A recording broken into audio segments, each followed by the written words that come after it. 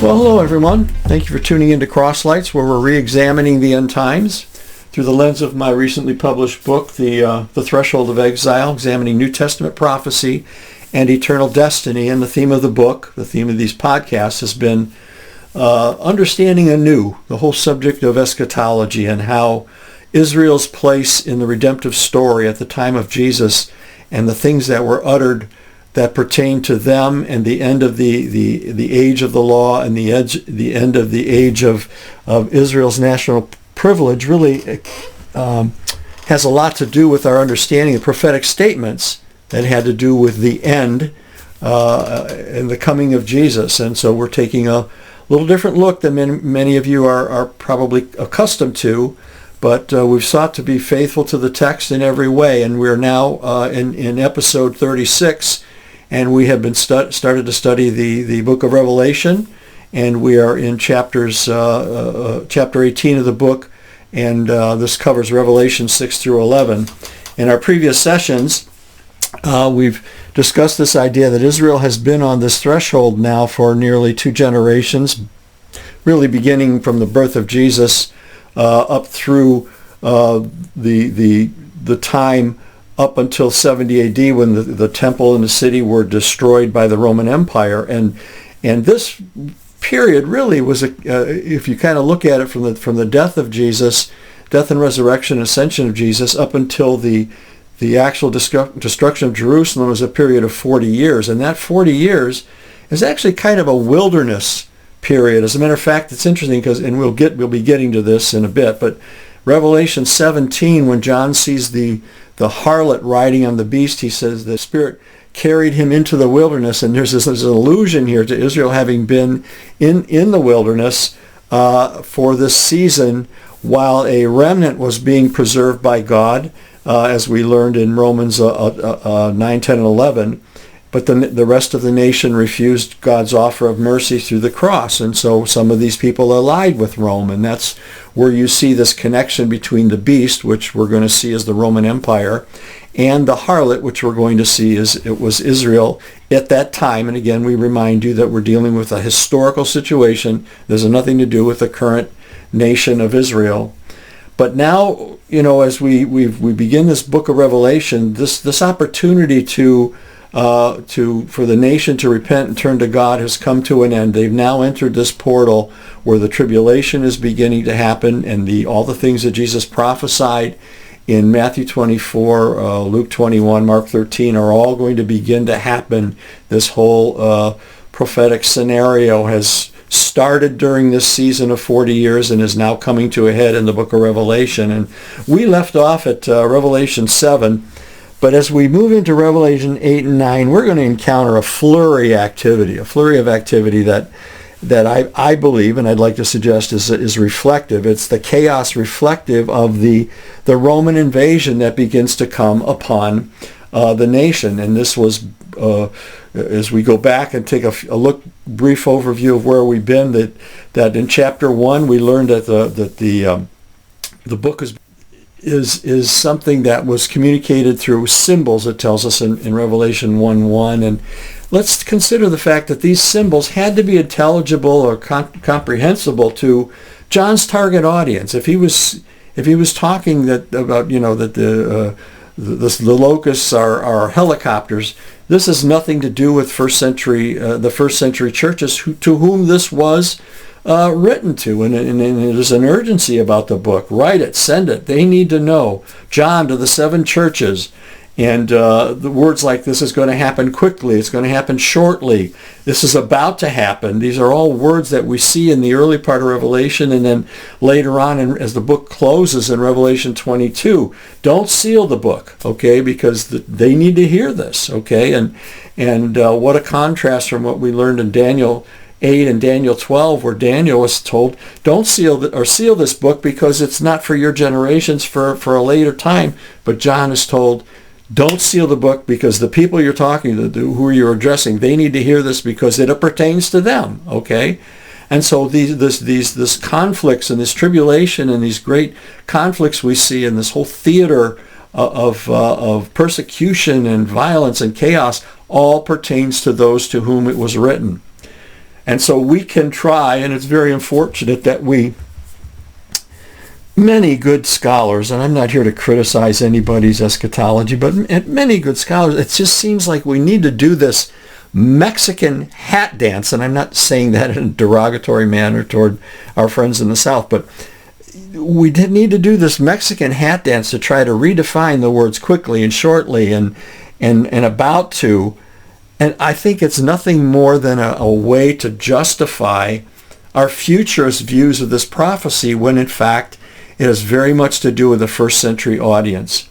And we discuss the fact that there was ample evidence within the book and external evidence, historical evidence of the literature, that this literature is about things that were to occur in and during and up to 70 AD.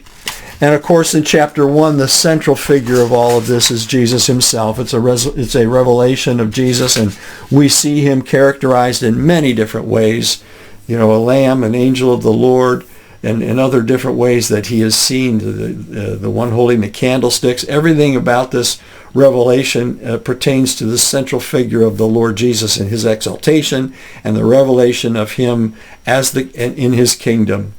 In chapters 2 and 3, we saw the messages to the 7 churches because it was something that they needed to know. They received commendations. They also received warnings to clean up their act effectively because God wanted them prepared for the approaching calamities and didn't want them to sacrifice their reward because of the areas of these churches that needed to be cleaned up and fixed. And he's telling them things like, I'm coming quickly, be prepared, great tribulation is coming, and these kinds of statements appear in those letters that God's saying, these things pertain to you and you need to be ready for it, and there are things right now that are hindering you from fully being able to embrace what I'm doing. And then as we move to chapters 4 and 5, we saw this glorious throne room vision of the great throne, and we see the Spirit as the candlesticks. We see, and in the midst of this glory, we see this crucified, slaughtered lamb in the center of the throne, and yet, we see him as the victor and the conqueror. A very important principle that the victim is the conqueror in God's kingdom. He has a way of turning everything upside down in the world. That it's not the high and mighty who are the victors, but the victim is going to be the conqueror in the end. And so he is able to open Daniel's, and I believe Daniel's sealed visions. I think that's the scroll that Jesus was opening, was much to do with Daniel's sealed visions. And here we learn too that all this judgment, everything in Revelation proceeds from the central sanctuary, that divine central sanctuary. Nothing in this book has anything to do with man's inhumanity to man. This is all driven by God's judgment at the time of the end, when Jewish national privilege would be coming to an end. And again, we learned earlier on in these podcasts that the Jewish idea of this age, the Olam Hazeh, which was the age they were living in, they anticipated what was called the Olam Haba, the age to come, which Messiah that would commence with the presence of Messiah and his great military victory that would usher in an age to come. And Jesus explained to his disciples that this was going to happen. It was about to happen, but it was not going to happen through a military victory, so to speak, but that he was coming in clouds of glory. And so from that we move to chapter 6 and 7, and the 7 seals begin to be unsealed by the Lord. And we see in this chapter 6 especially, there are links to Revelation, to the parallels in the Olivet Discourse, where we see these the wars, the famine, the pestilence, the persecution, the calamity, the cosmic disturbances, the cosmic collapse. And we suggested to you that Jesus himself is the white horse rider who leads the charge on this. And these are the conditions as we see this. These are all the conditions that we saw in the Olivet Discourse that were leading up to the Jewish-Roman War of 66 to 70 AD. And the four riders in this vision that we see are all symbolic of the conditions that are brought about and historically these are conditions that were brought about by God's judgment upon any nation. We see this in the prophets, this type of language.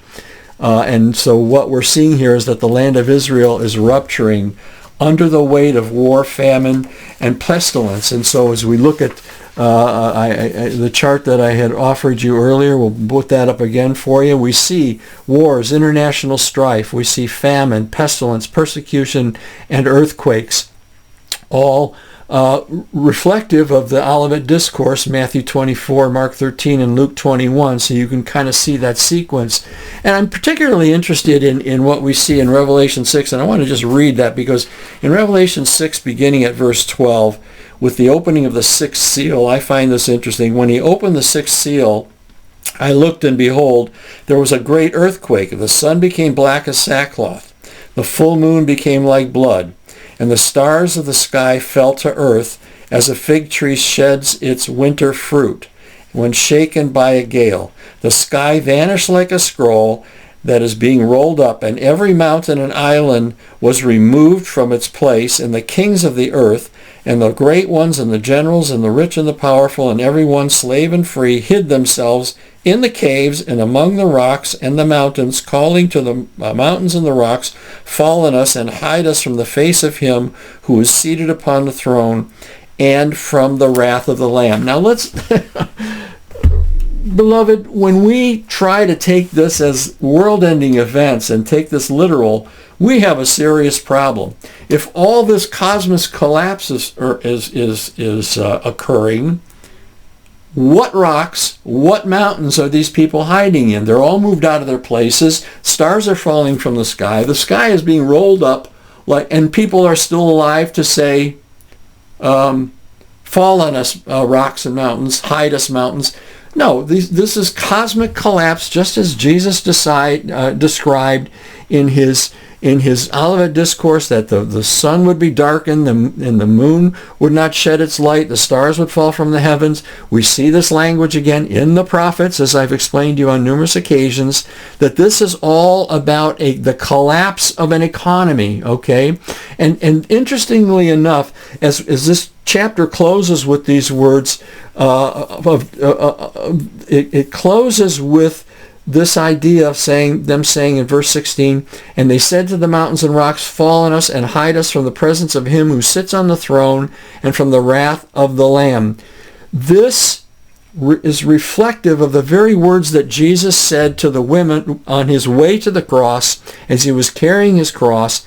In Luke 23, 28 to 30, he says, stop weeping for me, but weep for yourselves and for your children, for behold, the days are coming, they will begin to say to the mountains, fall on us, and to the hills, cover us. Now, number one, this substantiates that this whole idea of the presence of the Lamb, hide us from the presence of the Lamb. This substantiates the image that I suggested, that the white horse rider in Revelation 6 that launches all this is not Antichrist, it's Jesus himself. It's the wrath of the Lamb that is being carried by these four riders to the land of Israel. They relate the words themselves, spoken in here and spoken by Jesus, relate to an imminent invasion of Israel by a foreign army. This is not a cosmic collapse in a natural sense. The historical situation in which this refers gives us a vivid example of what I taught you a number of sessions ago about something called metalepsis, where we look at this text where it's quoted from and look at the environment in which it was stated, the context in which it was stated, to derive its meaning. This comes from Hosea chapter 10 and verse 8, and that historical context of Hosea's prophecy provides an understanding of this newer context. It has to do with not the end of the world, but an invasion by a foreign army. Listen to Hosea chapter 10, verse 8. Also, the high places of Aven, the sin of Israel, will be destroyed. Thorn and thistle will grow on their altars.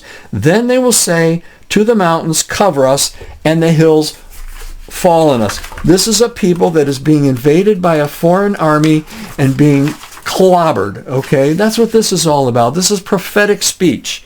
So John is not seeing an end of the physical universe.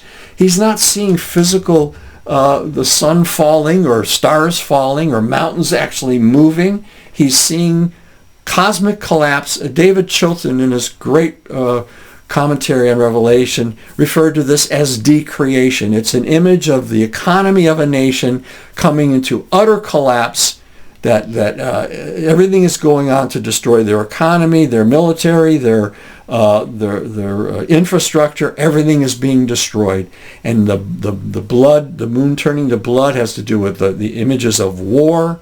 Okay, suns has to do with leadership, and that carries us actually through the entirety of later chapters. But we'll look at that a little bit more.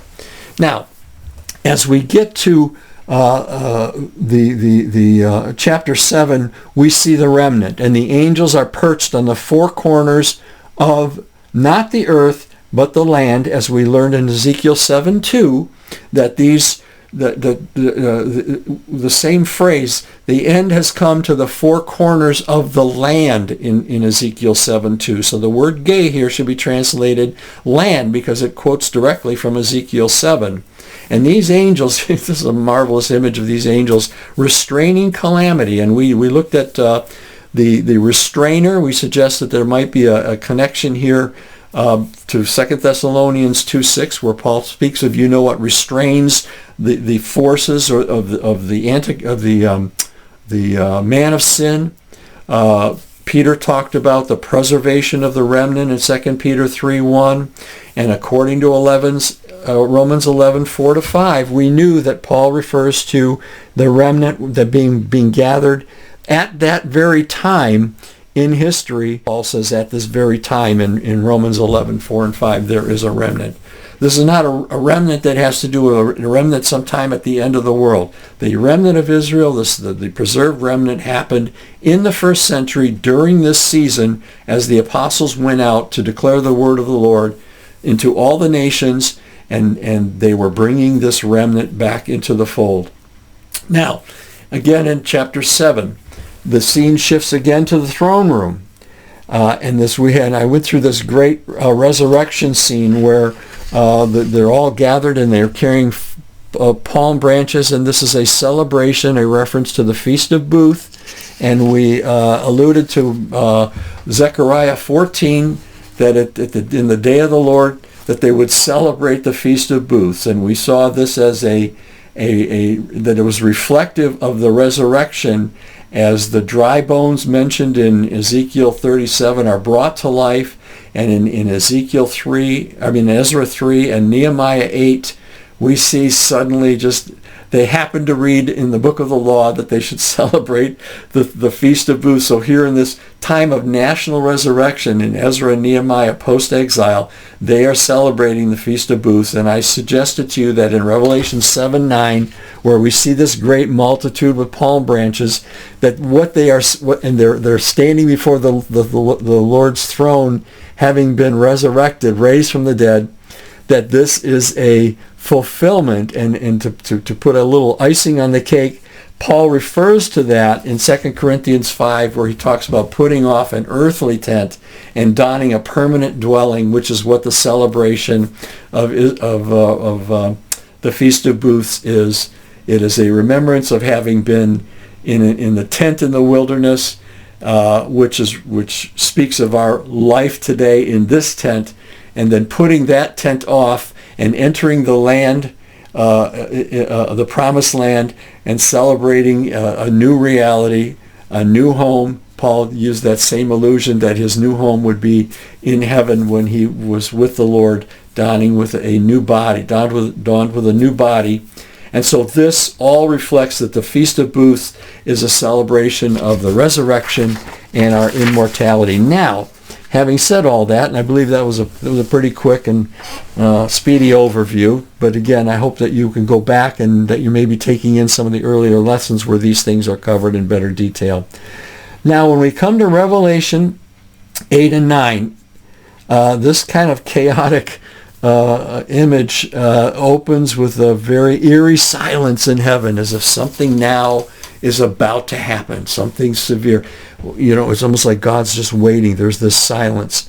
And in Revelation 8, 1-5, we see that an angel fills a censer from the altar, and he casts it to the land, followed by trumpeting angels. Now, we need to understand again that the theater of the vision is not the planet, but the land of Israel. He casts it to the gate, to the land, okay? Now, in Revelation 8, 1-5, it says, when the Lamb broke the seventh seal, there was silence in heaven for about half an hour. Then the angel took the censer, filled it with fire of the altar, and threw it to the land. And there followed peals of thunder and sounds and flashes of lightning and an earthquake. Now, what does this text recall? It recalls the words of Jesus in Luke 12:49. I have come to cast fire upon the land, and how I wish it were kindled.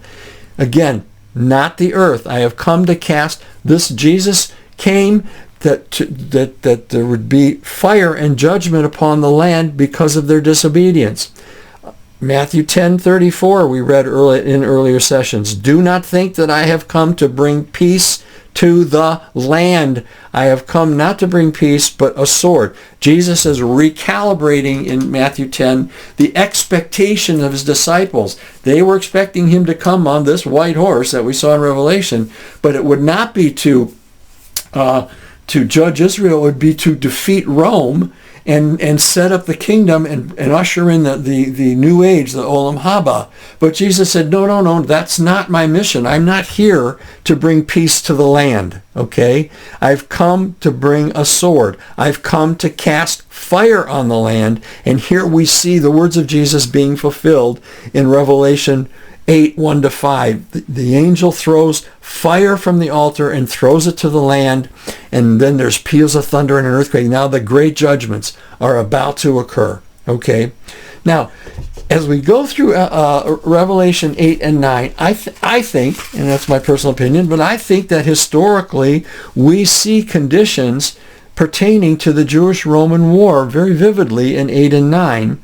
And along with this, we're going to be given a glimpse of the unseen forces behind that are at work behind this conflict. And as I mentioned to you some time back about in our initial discussions about Revelations, that Daniel gives us a little clue to how these forces, these spiritual principalities and powers, are at work behind the empires and the movements of these empires and influencing them.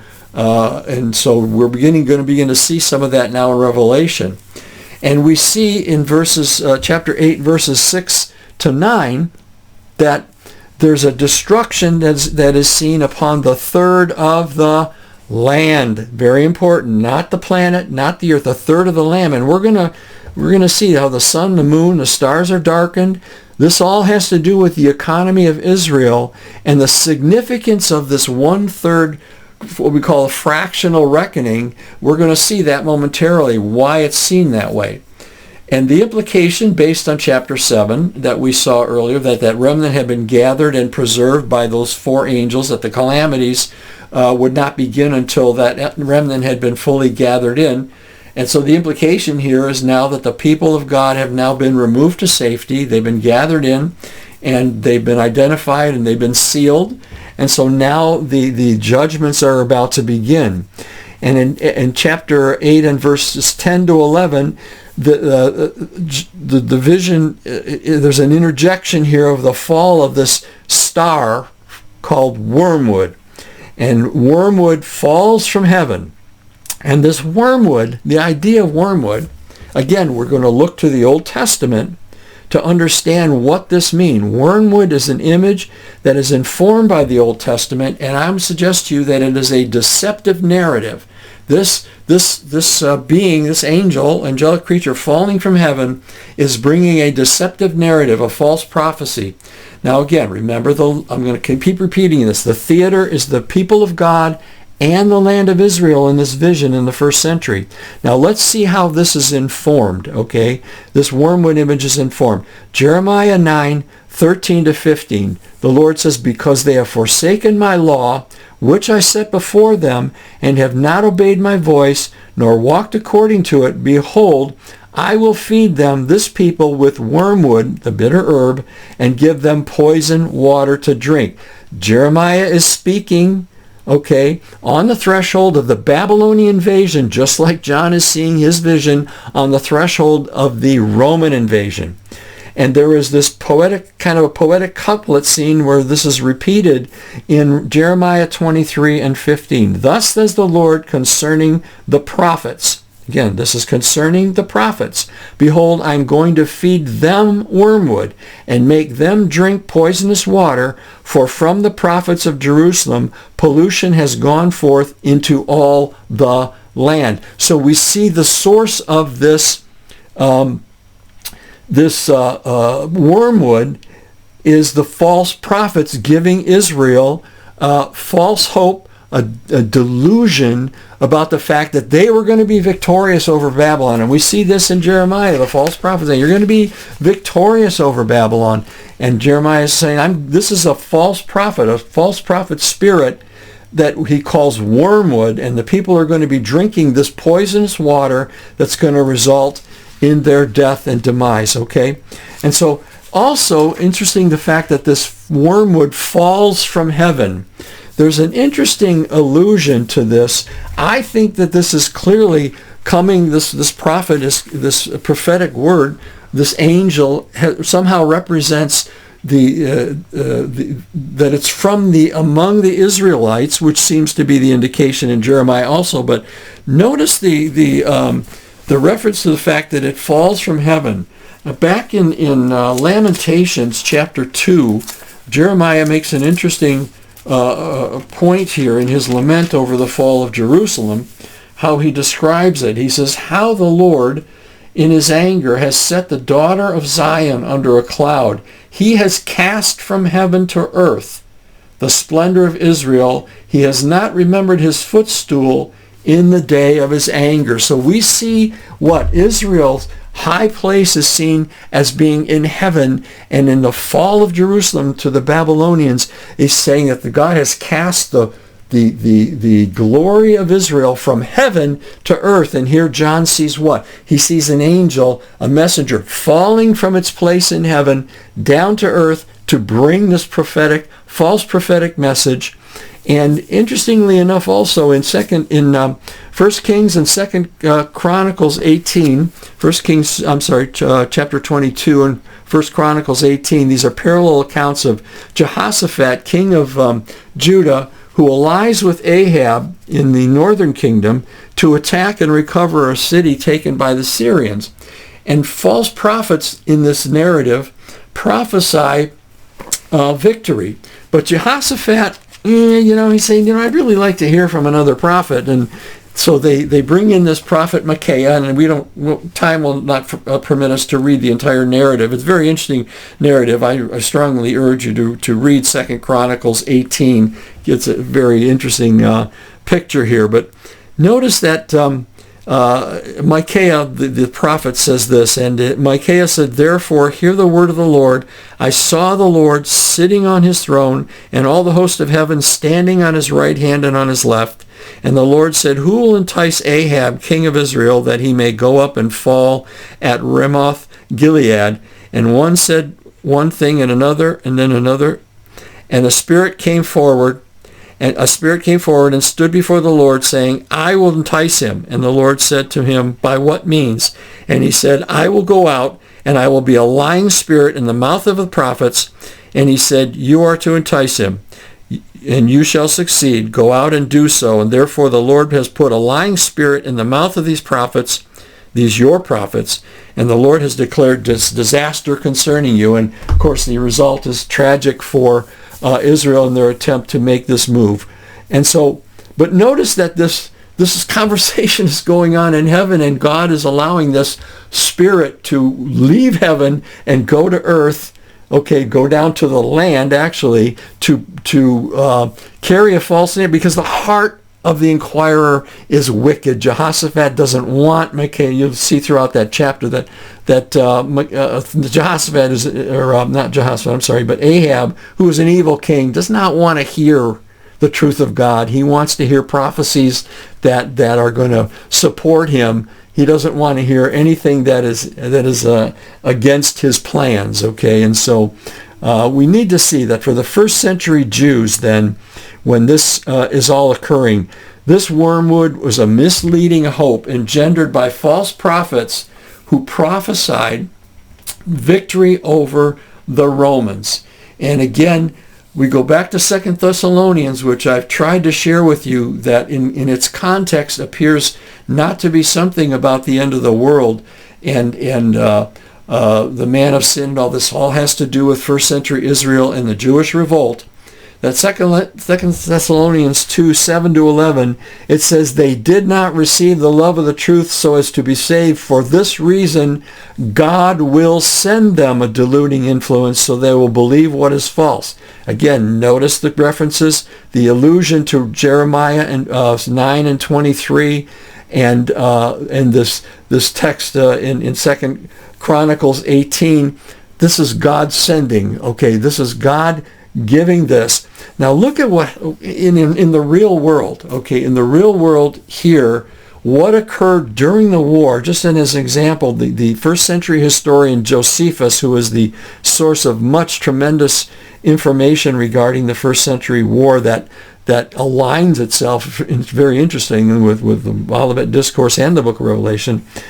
Josephus writes, now there was then a great number of false prophets suborned or hired by the tyrants, who were actually the zealots. He refers to the zealots as tyrants, to impose on the people who denounced this to them, that they should wait for deliverance from God. Notice the false message. And this was in order to keep them from deserting. And notice what's behind this, that now a man that is in adversity does easily comply with such promises, for when such a seducer makes him believe that he shall be delivered from those miseries which oppress him, then it is the patient that is full of hopes of such a deliverance. And so these false hopes were being communicated to the people of Israel by these false prophets, that they were going to be victorious over Rome. And this is the false narrative, okay?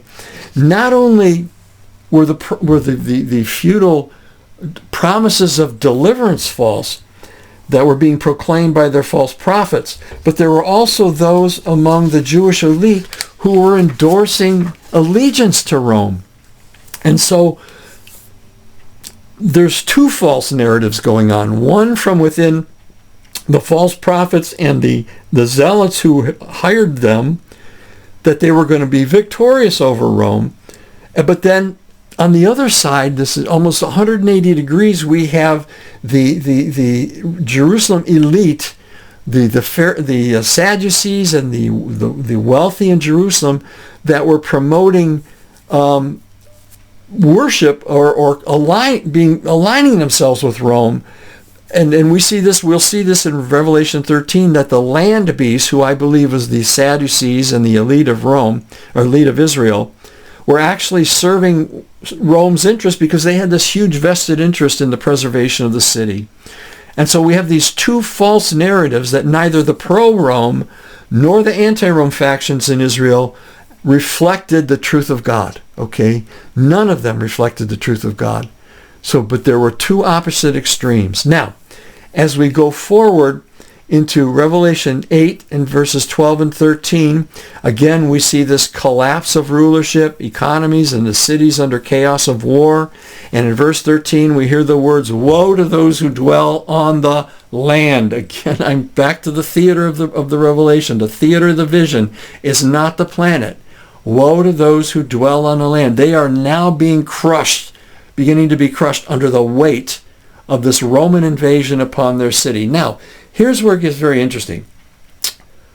What is the 1/3 fractional reckoning all about? And this is where history meets theology in a very interesting way. If you take a look at the map before you, this is a map of Israel, okay? Notice how Israel is divided into three regions. You have Galilee in the north, you have Samaria centrally, and then in the south you have Judea. Okay? With the sealing of the remnant, the silence in heaven preparing for now that something is about to emerge, what happens is we see the march of General Vespasian, the Roman general's troops, that it begins with his northern, or what is called the Galilean campaign, where the attack begins where? The northern third of the land of Israel. That's why everything that's happening in the earliest of the visions depicts Vespasian, the Roman general, beginning his assault on the land. Nero cuts him loose, and what happens? He begins this campaign, begins his attack, his assault on Israel in the north. And so we see this whole third of the land now that is coming under all of this judgment, that the cities are being destroyed, the land is being set on fire, their bodies beginning to be strewn all over through the various cities of Israel, the lakes, the rivers. It's all beginning to happen as Vespasian begins his slaughter. And so this graphic is very, very important to us. And that's seen on page 310 of the book. Now, page 311, we're going to close here, that Vespasian's assault, this campaign, lasted from May to November of 67 AD, as his legions marched through Galilee, bringing death and destruction, burning cities, ravaging the countryside, killing thousands on the Sea of Galilee as far south as the Israel seaport of Joppa. So all these references to the sea, the rivers, the waters, the land, the cities, all the leadership of all these various cities, the ruling elders, all these various things are just coming under utter collapse. Amazing reference, amazing parallel here, where we see history and theology meeting together as this one-third reckoning speaks of the upper portion, the northern portion of the land of Israel. So we're gonna put the brakes on here. We're gonna stop here, and next week we'll take up Revelation 9 and continue our discussion in this great, incredible book, this great, incredible series of visions of John. God bless you. Thank you for tuning in. Hope to see you next time.